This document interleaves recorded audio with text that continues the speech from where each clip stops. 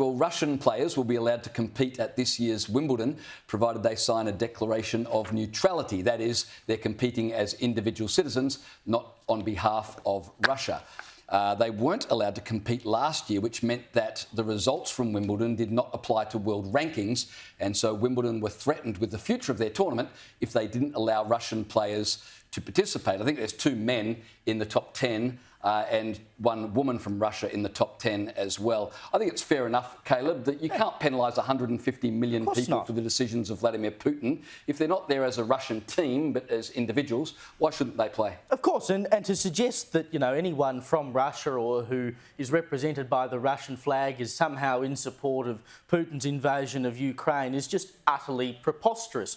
To punish people who had no part in any of it whatsoever, and in fact, in many instances have spoken out against this sort of thing, is wrong. And seriously, does anyone think that Vladimir Putin is sitting at home, having his Weet-Bix for breakfast or whatever they have for breakfast over in Russia, crying into his bowl because call it off. Crying because, they can't play in the tennis, we've got to stop the war? Seriously, it has no effect whatsoever.